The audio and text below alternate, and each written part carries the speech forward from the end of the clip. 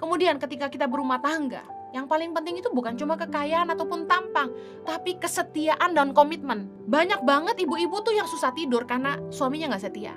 Demikian sebaliknya, banyak pria-pria yang tersiksa karena punya istri yang gak setia. Buat apa nikah kalau pasangan kita gak setia?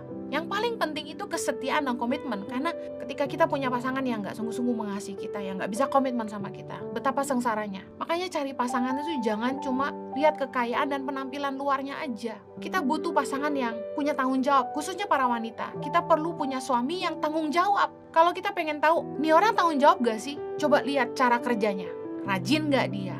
Jujur gak dia? Tepat janji gak dia? Bisa dipegang gak omongannya? Tepat waktu gak? Kerja keras gak? Excellent gak? Waktu Kak Heni dating sama Kak Jojo, satu hal yang Kak Heni tahu pasti tuh Kak Jojo orangnya rajin. Rajin banget. Bahkan makanya dia disayang sama manajernya karena dia kerjanya rajin. Kerjanya excellent, gak hitungan waktu. Orangnya bisa dipegang omongannya, bisa dipercaya. Tanggung jawab banget.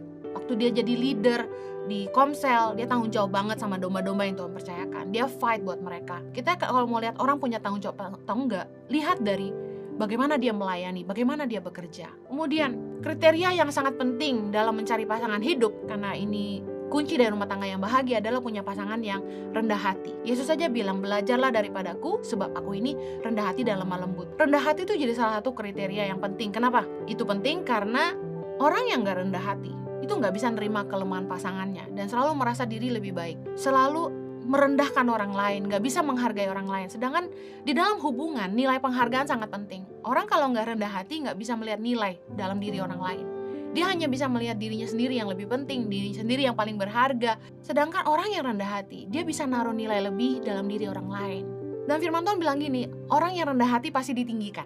Doesn't matter where you started, if you are humble, God can promote you. Nggak masalah kamu mulainya dari mana. Kalau kamu rendah hati, Tuhan tuh bisa meninggikan kita. Mungkin waktu kamu kerja, waktu kamu dating, kamu cuma naik sepeda motor.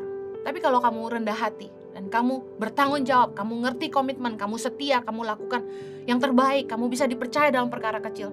Kak ini yakin orang-orang kayak gini pasti ditinggikan Tuhan. Kak ini udah saksi mata. Lihat dari mana kami berdua, saya dan Kak Jojo, mulai dari bawah. Dan Tuhan itu mempromosikan orang-orang yang mau belajar.